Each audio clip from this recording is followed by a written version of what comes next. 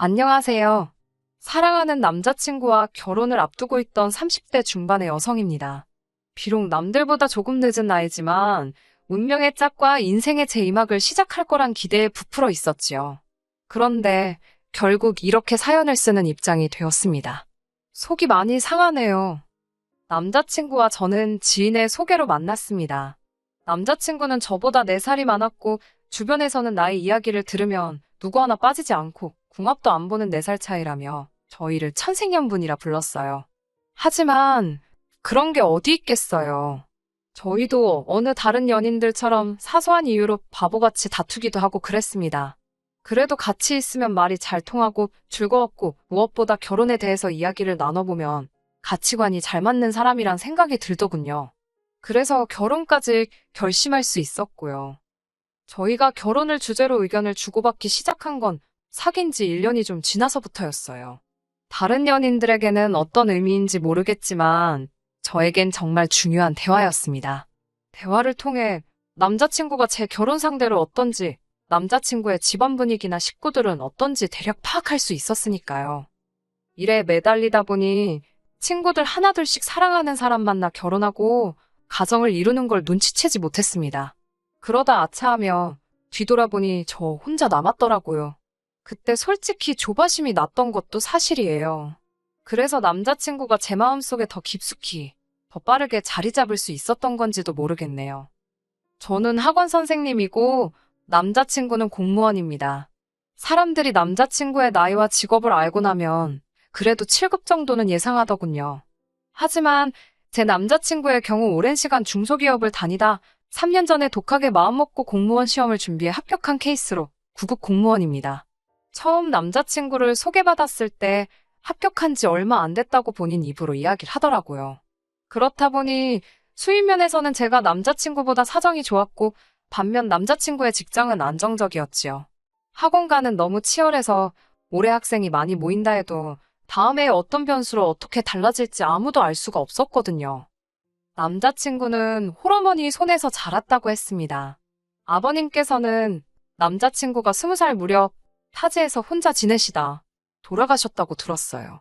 어려서부터 어머님과 아버님 사이가 굉장히 좋지 못했답니다. 결국 남자친구가 초등학교도 들어가기 전에 아버지께서는 집을 나가셨고 이후로 어머님께서 남자친구와 남자친구보다 2살 많은 언니를 홀로 키우셨다고 하더라고요. 아버님에 대한 어머님의 원망이 너무나 커서 아버님 장례식에도 가보지 못했다 했습니다.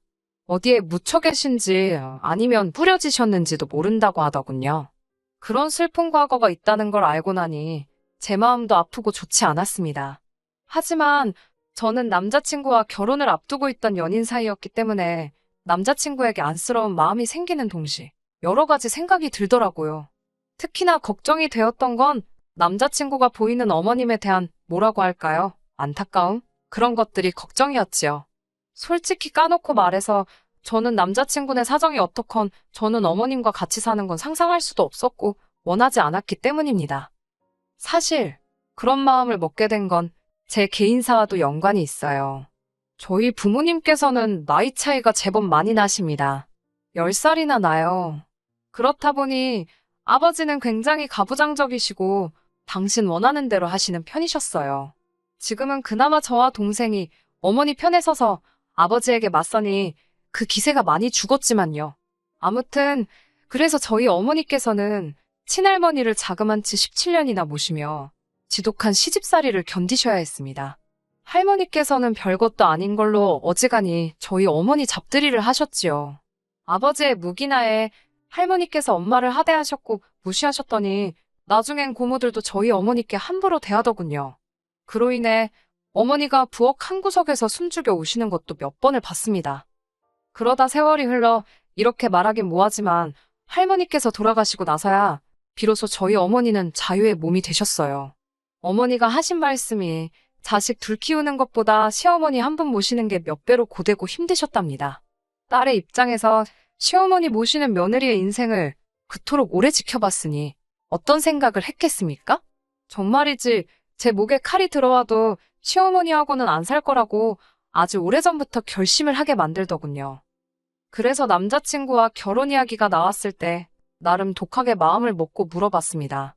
혹시 어머님을 모시고 살고 싶으냐고요. 만약에 남자친구가 그렇다고 하면 헤어질 생각이었어요. 제 성격이 실없는 소리는 안 합니다. 지키지 못할 약속도 하지 않고요. 하지만 우려했던 바와 달리 남자친구는 그럴 생각이 없다고 했습니다. 저만 있으면 된다면서 자기랑 저 단둘이서 행복하게 살자고 하더라고요. 솔직히 남자친구의 다른 어떤 조건보다도 남자친구의 말 한마디, 이 약속 때문에 결혼까지 약속하게 된 거라고 해도 과언이 아닙니다. 그런데 막상 본격적으로 식을 준비하는 이 바쁜 와중에 남자친구가 제 간을 본다는 느낌이 들기 시작한 건 남자친구의 누나가 출산을 하면서입니다. 제가 아무래도 며느리도 아니었고 그렇다 보니 남자친구 집안에 대해서 속속들이 알 수는 없었지만 아직 결혼도 안 했다는 언니가 출산을 한다는 사실이 너무나 충격적이었습니다. 게다가 언니가 병원을 가거나 무슨 일이 있으면 항상 제 남자친구나 어머님이 나서는 눈치였어요. 보통 제 친구들을 보면 누나가 남동생한테 지극하긴 해도 남동생이 누나한테 지극한 경우는 별로 없었기에 남매지간이 각별하네 싶었지요. 하지만 나중에 우연히 알게 된 바로는 상대 집안에서 결혼을 반대하고 있었는데 언니가 임신부터 덜컥하게 되면서 상대 쪽이 완전히 뒤집어졌답니다. 애고 나발이고 필요 없다고 키우던지 버리던지 마음대로 하라면서요. 그런 이야기가 오가고 나서는 아예 상대 남자 쪽에서 얼굴도 비추지 않더랍니다. 한 번은 남자친구가 울분을 토하듯 언니의 예비 시댁에 대해서 불만을 털어놓았습니다. 그래도 애까지 낳았는데 반대를 하는 게 말이 되냐면서 말이에요. 저는 조심스럽게 그쪽에서 왜 언니를 반대하는 거냐고 물었어요. 남자친구의 말이 언니가 모아둔 돈도 없는 데다가 자기가 시집가면 친정어머니께서 혼자 드시지 않냐. 그러니까 한 달에 용돈으로 50만 원씩은 드리고 싶다 했답니다. 언니 딴에는 속이기 싫다며 예비 시댁에 인사드리러 간 자리에서 그랬다네요. 이건 뭐 바보도 아니고 솔직한 제 생각이 그랬습니다. 그걸 뭐 한다고 그 자리에서 떠드나. 바본가? 그렇다고 남자친구한테 당신 누나 바보냐고 할 수도 없고 뭐라 위로해줄 말이 없더군요. 그리고 결국 남자 쪽에서 신우에게 결혼은 없었던 일로 하자고 했답니다. 일단에 유전자 검사부터 하고 그 남자 집안 아이가 맞으면 양육비는 주겠다고 했다면서요. 언니가 직접 저한테 전화를 걸거나 제가 언니가 우는 모습을 본 건 아니지만 그 속이 말이 아니겠다 싶었습니다. 하지만 더 큰 문제는 제 남자친구였어요. 언니에게 그런 일이 있고 나자 자기가 뭔가 느낀 바가 있는지 예전보다 훨씬 생각이 많아진 눈치였거든요. 이때부터 저도 기분이 좀 쎄하기는 했습니다. 제가 이렇게 사연은 처음 써보지만 다른 사람들의 사연은 정말 즐겨 듣거든요. 그래서인지 별의별 생각이 다 들더군요. 혹시 나한테 신우아이를 키워달라고 하면 어쩌지? 그런 생각이요. 그래도 설마 싶었는데 파혼을 하게 된 결정적인 사건은 그날 일어났습니다. 남자친구가 며칠 전부터 조카가 너무 귀엽다며 조카 보러 자기 집에 놀러 오라고 어지간히 저를 졸라대더라고요. 하지만 중고등학생들 시험 기간이라서 도무지 시간을 낼 수가 없었기에 근 2주 만에 집에 가볼 수 있었지요. 남자친구는 약간은 어설픈 자세로 아이를 안고 있었습니다. 어머님은 외출 중이시고 언니는 작은 방에서 자고 있다면서 저더러도 한번 안아보라고 하더군요. 저는 괜찮다고 거절했습니다. 아이가 너무 작아서 잘못 안기라도 하면 큰일 날 것 같았거든요. 아이가 귀여워서 요리조리 살피고 있는데 남자친구가 저에게 귀엽냐고 묻더라고요. 그래서 너무 귀엽다고 하니까 우리도 빨리 아이를 가지면 좋겠답니다. 솔직히 이 말을 듣고는 약간 의아했지만 크게 의미를 두지는 않고 그러게 하고 넘겼습니다. 남자친구는 곧이어 그러면 올해 말에 결혼하고 내년에 애 갖고 혼잣말처럼 중얼거리더니 내가 한 3, 4살쯤 되면 우리 엄마랑 같이 살까? 그러는 거예요. 저는 순간 우리 엄마 누구? 싶다가 어머님을 말하는 거냐고 물었습니다. 갑자기 그게 무슨 소리냐고도 물었지요. 그러자 남자친구는 저를 바라보면서 자기가 누나의 임신부터 출산까지 그리고 지금까지도 옆에서 바라보면서 많은 걸 느꼈답니다. 어머님이 누나와 자기를 낳으면서 얼마나 고생하셨을지 게다가 혼자서 누나와 자기를 키우신 걸 생각하니까 마음이 너무 안 좋답니다. 그런 어머니를 나 몰라라 하고 산 자기 자신이 너무 밉다면서 자기가 자리를 잡으면 그동안 받은 사랑을 돌려드리고 싶다나요? 남자친구가 무슨 말을 하는 건지 가슴으론 이해가 되었지만 머리로는 받아들일 수가 없었지요. 어머님이 고생을 많이 하신 건 맞지만 저희 부모님이라고 고생 안 하시고 저를 이만큼 키워주신 건 절대 아니거든요. 저는 미안하지만 그렇게는 못한다고 못 모시고 산다고 했습니다. 그러자 남자친구는 자기 어머니가 저를 불편하게 하실 분이 아니랍니다. 오히려 저희가 아이를 갖게 되면 아이도 봐주실 거고 반찬도 해주실 거고 정말 잘해주실 거래요. 저는 남자친구가 알아듣게끔 설명을 했습니다. 잘해주시고 못해주시고의 문제가 아니라 시어머니랑 같이 산다는 사실 자체가 불편해서 싫다고요. 남자친구는 살아보지도 않고 왜 그렇게 단정을 짓는 거냐면서 일단 살아보고 서로 너무 안 맞는다 싶으면 그때 따로 살면 되지 않냐입니다. 남자친구와 제 사이에는 몇 분간 어색한 정적이 흘렀습니다. 그러다 제가 먼저 말을 꺼냈어요. 그러면 우리 부모님도 같이 모시자고요. 남자친구는 눈을 동그랗게 뜨더니 그게 말이 되냐입니다. 그래서 안 될 게 뭐가 있냐고. 우리 부모님이 아파트 파시고 오빠랑 나랑 결혼할 때 쓰려고 모아둔 돈 보태고 어머님이 이 집 파시고 다 긁어 모아서 아파트 큰 거나 주택 사자고 거기서 다 같이 살면 되겠다고 아무렇지도 않다는 듯 말을 이어갔습니다. 남자친구는 황당한 표정으로 그러면 자기 누나는 어디 가서 사냐입니다. 그래서 글쎄 그건 모르겠다. 언니도 모아둔 돈 있을까? 하긴 일단 집값이 얼만지 봐야겠다. 집값을 보고 4등분해서 각각 부담하면 될 것 같다고 아주 순수한 마음으로 이야기해줬지요. 남자친구가 지금 자길 매기려는 거냐면서 기분 나쁜 티를 내더군요. 그러더니 기껏 한다는 소리가 왜 4등분을 하냐입니다. 저희 친정 부모님은 두 분이고 어머님은 혼자시니 아버님 대신 신우를 쳐주면 되니까 3등분을 하잡니다. 자기 딴에는 논리적이랍시고 떠들어대는 거였지요. 결국 제가 짜증을 숨기지 못하고 쏴붙였습니다. 언니가 당신 키웠어? 아니잖아. 그리고 언니 오면 언니 애는 어떡할 건데? 언니 애는 계속 커갈 거니까 그럼 뭐 걔한테도 보태라고 해. 제 말을 들은 남자친구가 한동안 어이없다는 듯 저를 노려보더니 그럼 이 결혼 못하겠네라고 배짱을 부리더라고요. 저도 그러게 오빠가 싫다면 이 결혼은 못하지 라고 받아쳤습니다. 이쯤부터는 솔직히 남자친구나 저나 감정이 상할 대로 상한 상태라 말이 좀 세게 나갔어요. 수습할 수 있을까 싶을 정도로요. 서로 무슨 말을 주고 받았는지도 정확히 기억은 안 나지만 남자친구가 저더러 말을 왜 그따위로 하냐. 지금 자기 말뜻을 못 알아듣냐고 시비를 걸더라고요. 저도 남자친구에게 어머님 안 모시고 산다고 해서 내가 오빠 프로포즈 받아준 거 모르냐며 왜 남자가 한 입으로 두 말을 하냐고 빈정거렸지요. 결국 제가 이런 대화 하기도 싫다고 짜증난다고 결혼이고 뭐고 다 집어치우자며 가방을 들고 자리를 일어섰습니다. 그러자 남자친구가 저를 붙잡더니 자기가 너무 억지를 부린 것 같답니다.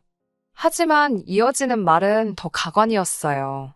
양가 어머님들만 모시고 살잡니다. 어이가 없어서 제가 우리 아버지 빼고 어머니만 모시라는 거냐니까 두 분을 같이 모시면 한 집에서 자기 어머니가 얼마나 소외감을 느끼겠냐고 그래요. 제가 제정신이냐고 잘 살고 계신 우리 부모님을 오빠가 뭔데 찢어놓으려고 하냐니까. 그러면 자기 엄마 기분은 신경도 안 쓰냐입니다. 불쌍하지도 않냐고요. 한 집에 커플 둘의 솔로 하나면 말이 되냐면서 어차피 저희 부모님 각방 쓰시지 않냐고 그러는 거예요. 아니, 나이 드신 부모님께서 각방 쓰시는 거랑 별거하시는 거랑 같을 수가 있나요? 이건 뭐 말도 안 통하고 억지만 쓰고 내가 그동안 만나던 남자가 이것밖에 안 되는 사람이었나 자괴감이 다 들더라니까요. 결국 남자친구한테 도무지 오빠랑 결혼은 못하겠다고 파혼하자고 했습니다. 어머님 모시는 일은 둘째치고 오빠 말하는 거 보니까 진짜 한심하고 어이가 없어서 상종도 하기 싫다고 했네요. 남자친구는 그제서야 너도 언젠가 아이 낳고 엄마가 된다고 생각해보랍니다. 제 자식이 제가 나이 들었을 때 이렇게 외면한다고 생각하면 가슴이 찢어질 것 같지 않냐면서 자식된 도리를 하자는 거랍니다. 남자친구에게 오빠는 오빠 어머님께 자식된 도리를 하라고 나는 내 부모에게 하겠다 했어요. 왜 자식된 도리를 당장 오늘부터 할 생각은 안 하고 나랑 결혼하고 자리 잡으면 할 생각을 하냐고도 따졌습니다. 남자친구가 뭐라고 떠들어대는데 듣기도 싫어서 그냥 뒤로 하고 택시 타고 집에 와버렸네요. 집에 오니 부재중 전화가 50통 가까이 와 있고 장문에 문자도 와 있더군요. 제가 그렇게 싫어할 줄은 몰랐다면서 다시 한번 다른 방법을 찾아보잡니다. 말귀를 못 알아들었구나 싶어서 허탈하더군요. 눈물이 하염없이 흘렀는데 슬퍼서가 아니라 화가 나서 흐른 거였어요. 이런 인간과 보낸 제 세월이 아까워서요. 솔직히 남자친구와는 폼을 보아하니 지금은 어머님을 모시고 살자 하지만 여차하면 자기 누나 불쌍하다고 누나랑 조카도 데리고 살자는 소리가 나오게 생겼더라고요. 그래서 조금도 타협할 수가 없었던 것도 있습니다. 어머님이나 언니, 두 분 다 그래도 나쁜 분들은 아닌 것 같아서 결혼해도 그럭저럭 잘 지낼 수 있을 줄 알았는데, 이건 후기라고 하긴 뭐하지만 이미 상견례까지 다 했던 사이라서 제가 파혼했다고 말을 했어도 쉽게 정리되진 않았습니다. 마지막으로 남자친구와 파혼하자고 다툰 날 이후로 한 일주일 가까이 양가 어머님들께서 통화도 하시고 특히 남자친구 어머님이 저에게 미안하다 하시더라고요. 그래도 곧 죽어도 절대로 같이 살 일은 없다. 뭐 그런 말씀은 없으셨고 그냥 사람 일이라는 게 살다 보면 이런저런 이유로 뜻하지 않게 흘러가기도 한다면서 너무 그렇게 고집부리면 안 된다 하시대요. 그래서 확실히 마음을 굳혔지요. 남자친구랑 절대로 결혼하지 않기로요. 앞으로 남자친구 소식을 들을 일은 없겠지만 그놈의 효자 노릇, 자식돌이 얼마나 잘하고 살지 궁금하긴 할 것 같네요. 끝까지 들어주셔서 감사합니다. 오늘의 사연은 여기까지입니다. 구독과 좋아요, 알람 설정 부탁드리고 더 좋은 사연으로 다시 찾아뵙겠습니다. 감사합니다.